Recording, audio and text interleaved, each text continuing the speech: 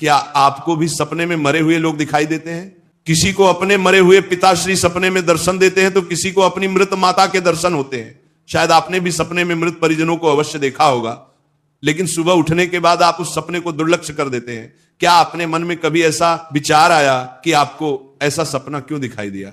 इस सपने का अर्थ क्या हो सकता है? लेकिन क्या आप जानते हैं, सपने में मरे हुए परिजन दिखाई देने पर हमें महत्वपूर्ण संकेत भी मिलते हैं। सपने में मृत परिजन दिखाई देना कोई आम बात नहीं है। इसके पीछे गहरा रहस्य छिपा हुआ है, जिनका वर्णन हमारे पुराणों में किया गया है।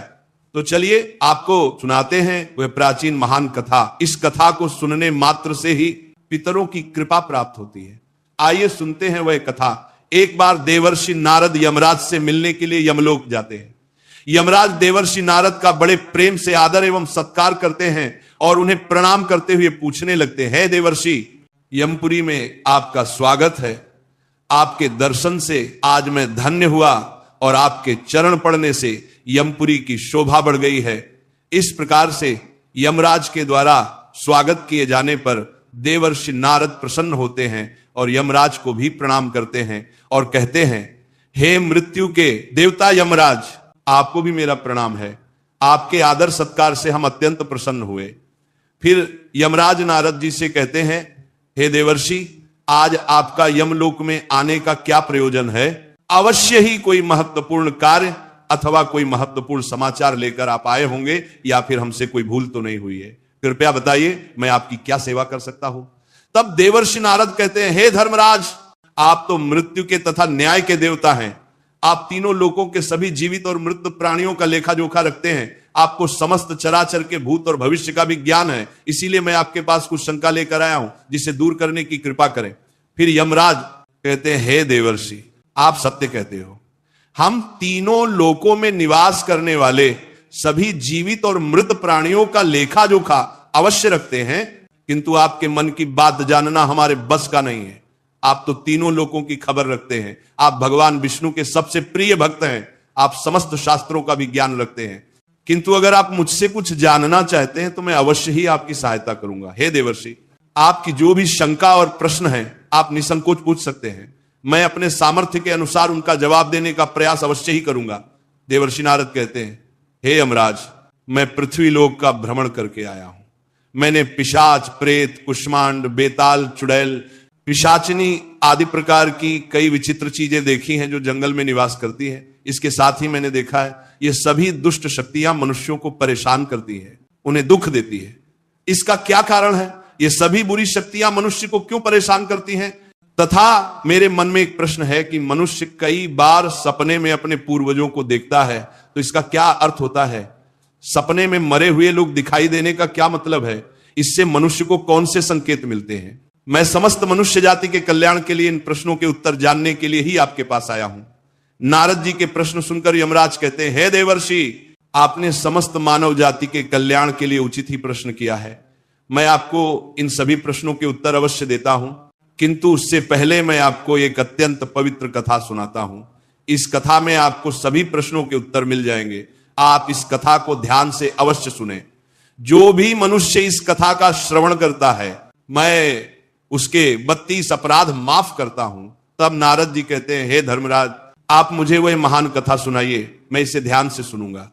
तो फिर यमराज देवर्षि नारद को यह महान कथा सुनाते हैं। तो चलिए आपको वह कथा सुनाते हैं।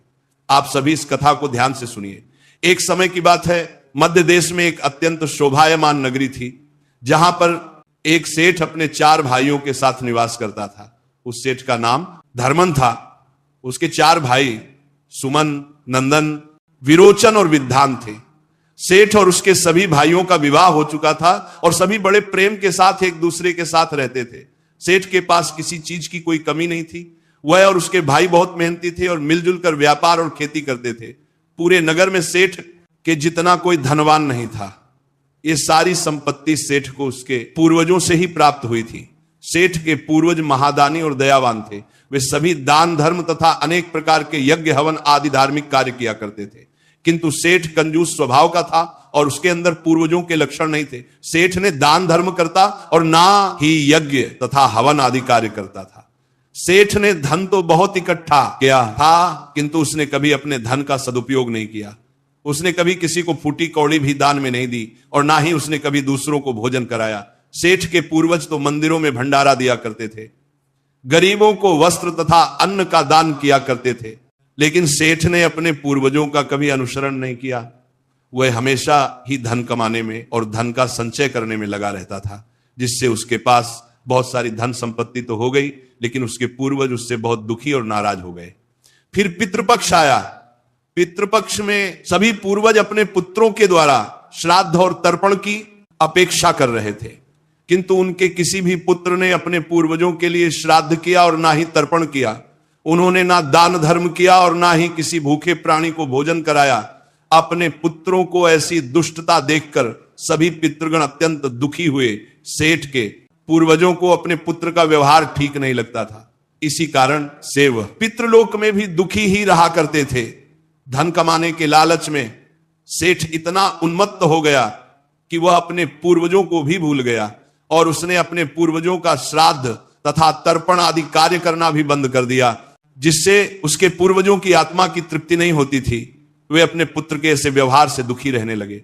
फिर एक दिन उस सेठ के पूर्वज चर्चा करते हैं। वे एक दूसरे से कहने लगते हैं, हमारा बड़ा ही दुर्भाग्य है जो हमारे कुल में इतने स्वार्थी और लालची पुत्रों का जन्म हुआ है। हमारे पुत्र हमारे लिए श्राद्ध करते हैं और ना ही दान धर्म करते हैं। हमारे पुत्रों के कुकर्मों के कारण हमारा पतन हो रहा है।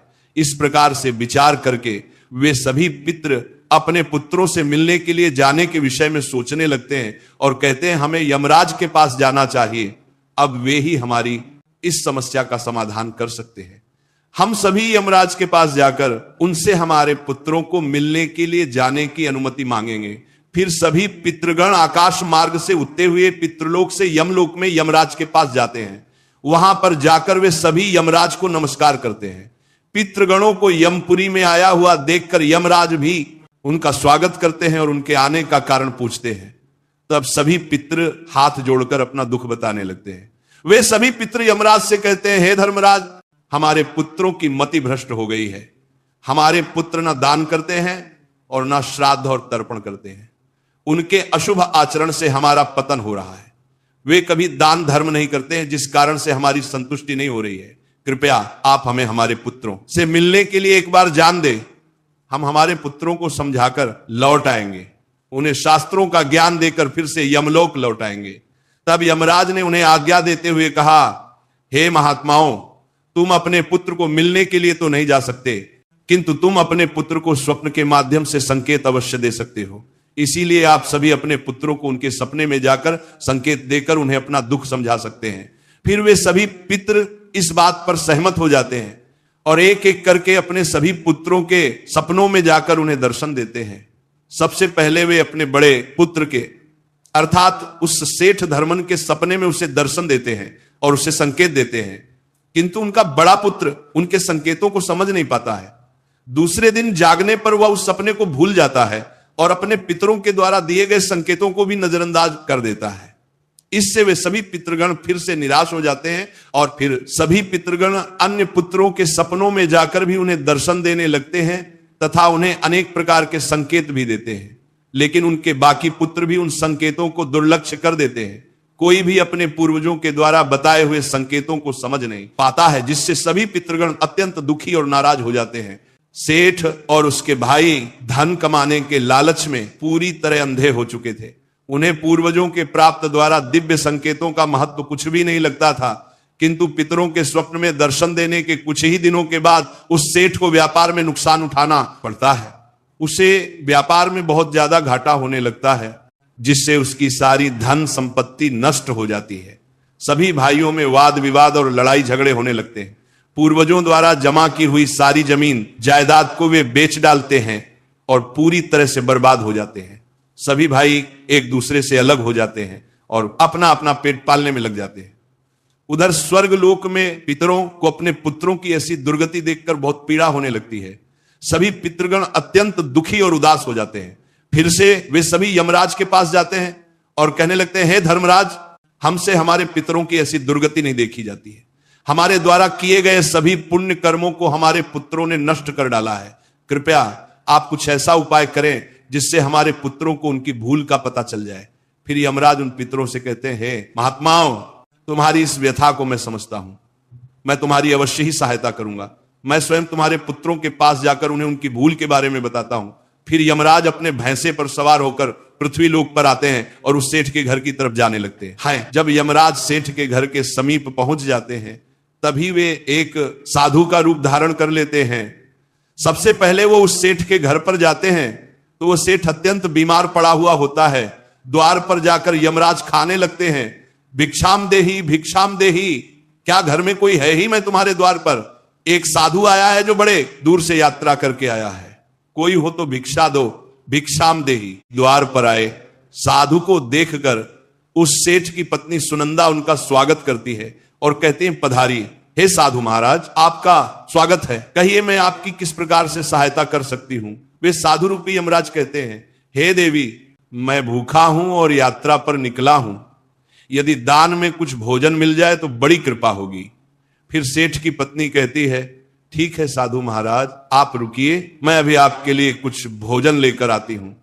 सेठ की पत्नी के चेहरे पर दुख के हाव भाव देखकर वह साधु रूपी यमराज कहने लगते हैं, हे पुत्री, तुम्हारे मुखमंडल पर दुख दिखाई पड़ रहा है, अगर कोई गोपनीय बात ना हो तो मुझे बताओ तुम्हारे दुख का क्या कारण है? वह स्त्री कहती है, हे साधु महाराज, आप सत्य कह रहे हैं, पहले हम बहुत धनवान और समृद्ध थे, मेरे पति और उनके भाई सभी साथ साथ रहते थे, किंतु अचानक ही सभी भाइयों में झगड़ा हो गया, अचानक से हमारा सारा व्यापार दब गया और हम सभी दरिद्र हो गए हैं। ये किस दोष के कारण हुआ है, कृपया आप हमें बताइए। तब साधु कहता है, हे पुत्री, तुम्हारे घर में पितृदोष है, इस कारण से तुम्हारे पति की यह दशा हुई है, तुम्हारे पति के कर्मों के कारण उसके पूर्वज रुष्ट हुए हैं।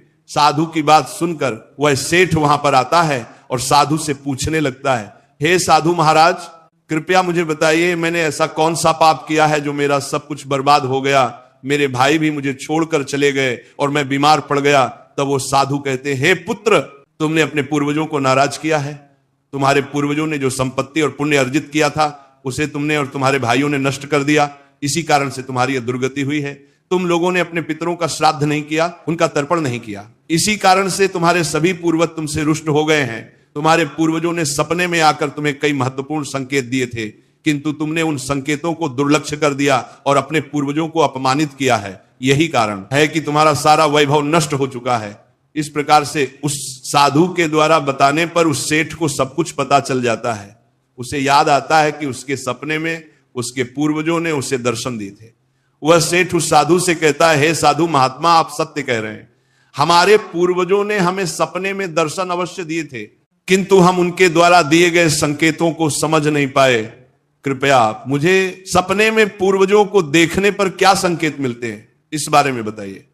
फिर वह साधु कहते हैं, हे पुत्र, अब तुम ध्यान से सुनो, मैं तुम्हें सपने में पूर्वज दिखाई देने पर मिलने वाले संकेतों के बारे में बताता हूं। साधु रूपी यमराज कहते हैं, हे पुत्र, यदि पितरों का उद्धार नहीं होता है तो वे प्रेत योनि में ही मृत्यु लोक पर भटक रहे होते हैं। वे भूख प्यास से व्याकुल होकर अपने परिवारजनों के घर में प्रवेश करते हैं। सुनो वत्स, अब मैं तुम्हें उन सभी संकेतों के बारे में बताता हूं जो तुम्हें ध्यान में रखना चाहिए। यमराज ने साधु के वेश में सेठ को बताया, यदि तुम अपने सपने में अपने पूर्वजों को भूख और प्यास से व्याकुल देखते हो तो यह संकेत अत्यंत महत्वपूर्ण है। इसका तात्पर्य यह है कि तुम्हारे पितृ अभी भी प्रेत योनि में भटक रहे हैं। इसका कारण यह है कि उनके लिए उचित रूप से श्राद्ध कर्म और तर्पण नहीं किया गया है। वे अब भी अपने परिवार से आहार और जल की प्रतीक्षा कर रहे हैं। यह स्थिति तब उत्पन्न होती है जब पूर्वजों का तर्पण समय पर नहीं किया जाता या जब श्राद्ध की प्रक्रिया को पूरी श्रद्धा से नहीं निभाया जाता। तुम्हारे पूर्वज स्वप्न के माध्यम से अपनी पीड़ा व्यक्त कर रहे हैं ताकि तुम उनकी स्थिति को समझो और उनके लिए आवश्यक धार्मिक अनुष्ठान कर सको।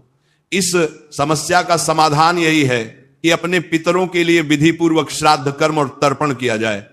सेठ को और स्पष्ट करते हुए यमराज बोले, अगर तुम्हें अपने सपने में मृत पूर्वज जंजीरों में बंधे हुए दिखाई देते हैं तो यह अत्यंत चिंता का विषय है। यह संकेत इस बात का प्रतीक है कि तुम्हारे पितृ किसी बंधन में हैं और उन्हें मुक्ति नहीं मिल पाई है। यह स्थिति तब उत्पन्न होती है जब उनके श्राद्ध या तर्पण समय पर नहीं किए जाते या उनके लिए आवश्यक धार्मिक कृत्य अधूरे रहते हैं। यह दर्शाता है कि पितरों की मुक्ति में बाधाएं उत्पन्न हो रही हैं। इस समस्या का समाधान भी यही है कि तुम दान, श्राद्ध और तर्पण का आयोजन करो। ताकि पितरों की आत्मा को शांति मिल सके और वे अपने बंधनों से मुक्त हो सके। यमराज ने गंभीरता से कहा, अगर तुम्हारे पूर्वज सपने में मैले और फटे पुराने वस्त्र पहने हुए दिखाई दें तो यह अत्यंत अशुभ संकेत है। ये इस बात का प्रतीक है कि तुम्हारे पितृ अत्यधिक दुखी और पीड़ित हैं। वे प्रेत योनि में भटक रहे हैं और उनकी आत्मा को शांति प्राप्त नहीं हो पा रही है। ये तब होता है जब उनके लिए श्राद्ध, कर्म, तर्पण और पिंडदान नहीं किया जाता। इसलिए जब भी इस प्रकार का सपना आए, अपने पूर्वजों की आत्मा की शांति के लिए तुरंत पिंडदान और तर्पण करना अनिवार्य होता है। सेठ से बात करते हुए यमराज ने समझाया, अगर तुम्हारे पूर्वज सपने में तुमसे कुछ मांगते हुए दिखाई दें तो यह इस बात का संकेत है कि उनकी कोई अधूरी इच्छा बाकी रह गई है। उनके जीवन काल की कोई अभिलाषा अधूरी रह गई थी जो उन्हें मुक्ति प्राप्त करने में बाधा डाल रही है। ऐसे सपनों में यह देखना महत्वपूर्ण है कि वे किस प्रकार की वस्तु की मांग कर रहे हैं। तुम्हें उसे वस्तु या उसकी समरूप चीज का दान करना चाहिए ताकि उनके अधूरे कार्य पूर्ण हो सके और उनकी आत्मा को शांति प्राप्त हो सके। जब उनकी इच्छाएं पूरी हो जाती हैं तो वे प्रेत योनि से मुक्ति पा लेते हैं। यमराज ने सेठ की ओर देखते हुए कहा, यदि सपने में तुम्हारे पूर्वज तुम्हारे सर पर हाथ फेरते हुए दिखाई दें तो यह अत्यंत शुभ संकेत होता है।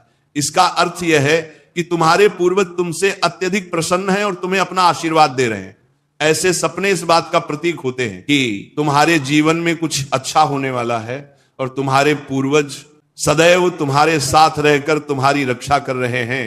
यह संकेत तुम्हारे पितरों की प्रसन्नता का प्रतीक है जो उनके आशीर्वाद के रूप में प्रकट हो रहा है। यमराज ने समझाया, अगर तुम्हारे पूर्वज सपने में तुम्हारी ओर हाथ बढ़ाते हुए दिखाई दे तो यह अत्यंत शुभ संकेत है। इसका अर्थ यह है कि तुम्हारे पितृ प्रयासों से संतुष्ट हैं और तुम्हें जीवन में सफलता मिलेगी। ऐसे सपने देखना यह दर्शाता है कि तुम्हारे पितृ तुम्हारे साथ हैं और वे तुम्हारी उन्नति और सफलता के लिए आशीर्वाद दे रहे हैं। इस प्रकार के सपने आने पर तुम्हें यह सुनिश्चित करना चाहिए कि तुम सही मार्ग पर चल रहे हो। यमराज ने चिंतित स्वर में कहा, यदि सपने में तुम्हारे पूर्वज अचानक अदृश्य हो जाते हैं तो यह एक अशुभ संकेत होता है। इसका अर्थ है कि तुम्हारे जीवन में कोई संकट आने वाला है और तुम्हें सावधान हो जाना चाहिए। यह सपना इस बात का सूचक है कि निकट भविष्य में कोई बड़ी कठिनाई तुम्हारे सामने आ सकती है। ऐसे सपनों से यह सीख मिलती है कि हमें मानसिक और आध्यात्मिक रूप से किसी भी आने वाले कष्ट के लिए तैयार रहना चाहिए। सेठ को और अधिक गंभीर होते हुए यमराज बोले, अगर सपना में तुम्हारे पूर्वज क्रोधित अवस्था में दिखाई दें तो यह इस बात का संकेत है कि वे तुमसे नाराज हैं। इसका अर्थ यह है कि तुम कोई ऐसा कार्य कर रहे हो जो उन्हें पसंद नहीं है और वे चाहते हैं कि तुम उस कार्य को बंद कर दो। यह एक चेतावनी है कि तुम्हारे कर्मों में कोई कमी है और तुम्हें अपने मार्ग पर विचार करना चाहिए। इस प्रकार का सपना आने पर तुम्हें अपने कार्यों की समीक्षा करनी चाहिए और सही मार्ग पर चलने का प्रयास करना चाहिए। यमराज ने दुख भरे स्वर में कहा, अगर तुम अपने सपने में अपने पूर्वजों को रोते हुए देखो तो यह अत्यंत अशुभ संकेत है। यह इस बात का प्रतीक है कि तुम्हारे जीवन में कोई बड़ा संकट आने वाला है और तुम्हारे पूर्वज उस संकट से बहुत दुखी हैं। यह सपना इस बात की चेतावनी देते हैं कि तुम्हें सतर्क हो जाना चाहिए और ईश्वर की भक्ति में मन लगाना चाहिए ताकि संकट से तुम्हारी रक्षा हो सके। यमराज मुस्कुराते हुए बोले, यदि सपने में तुम्हारे पूर्वज स्वस्थ, प्रसन्न और तेजस्वी दिखाई दें तो यह अत्यंत शुभ संकेत है। इसका अर्थ है कि तुम्हारे पितरों को मुक्ति मिल चुकी है और वह तुमसे प्रसन्न है। ऐसे सपने इस बात का संकेत होते हैं कि तुम्हारे पितृ तुम्हें आशीर्वाद दे रहे हैं और तुम्हारे जीवन में सुख, शांति और समृद्धि आने वाली है। यह संकेत यह दर्शाता है कि तुम सही मार्ग पर हो और तुम्हारे पूर्वज तुम्हारी प्रगति से संतुष्ट हैं। यमराज ने चेतावनी भरे स्वर में कहा, अगर पितृपक्ष के दौरान तुम्हें सपने में घोड़ा, हाथी, बैल या कोई विपरीत मनुष्य दिखाई दे तो ये इस बात का संकेत है कि तुम्हारे पितरों की मुक्ति नहीं हुई है और वे अभी प्रेत योनि में भटक रहे हैं। ये इस बात का भी संकेत है कि वे तुमसे अत्यंत दुखी हैं। ऐसे संकेत मिलने पर तुम्हें तुरंत पितरों की संतुष्टि के लिए दान और श्राद्ध करना चाहिए ताकि उनकी आत्मा को शांति मिल सके। अंत में यमराज बोले, यदि तुम्हें सपने में कोई जानवर जैसे कुत्ता, बैल, गाय या अन्य पशु मनुष्य की तरह बात करते हुए दिखाई दे तो यह अत्यंत विचलित करने वाला संकेत है। इसका अर्थ यह है कि तुम्हारे पितरों की आत्मा को शांति नहीं मिल रही है। ये इस बात का संकेत है कि तुमने उनके लिए आवश्यक धार्मिक कृत्य अधूरे छोड़े हैं। इस स्थिति में तुम्हें तर्पण, पिंडदान या अन्य धार्मिक अनुष्ठान करके अपने पितरों की आत्मा की शांति के लिए प्रार्थना करनी चाहिए। तब वो साधु कहता है, हे पुत्र, यदि तुम्हें भी इस प्रकार के सपने दिखाई पड़े हैं तो तुम्हें अपने पूर्वजों को प्रसन्न करने के लिए दान, धर्म, तर्पण, श्राद्ध आदि कर्म करने चाहिए, जिससे तुम्हारे सभी कष्ट दूर होंगे।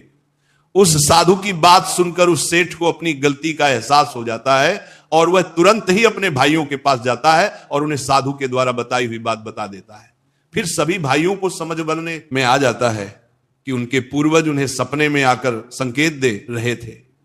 फिर वे सभी भाई मिलकर नदी के तट पर जाते हैं और अपने पूर्वजों के लिए श्राद्ध, तर्पण, दान, धर्म आदि कार्य करते हैं और अपने पितरों को संतुष्ट करते हैं। फिर एक दिन उनके पूर्वज उनके सपने में आकर उन्हें दर्शन देते हैं और उन्हें नाना प्रकार के संकेत देते हैं। वे सभी संकेत शुभ होते हैं, अपने पितरों के द्वारा शुभ संकेत प्राप्त होने पर उन सभी भाइयों का जीवन खुशियों से भर जाता है। उनके सभी रोग और दोष समाप्त होते हैं। वे फिर एकजुट होकर रहने लगते हैं और खूब तरक्की करते हैं। यमराज नारद जी से कहते हैं, हे देवर्षि, जब मनुष्य के पूर्वज संतुष्ट हो जाते हैं तब मनुष्यों को अनेक प्रकार के संकेत प्राप्त होते हैं। अब मैं तुम्हें उन शुभ संकेतों के विषय में बताता हूं। यदि सपने में मृत परिजन सिर पर हाथ फिराते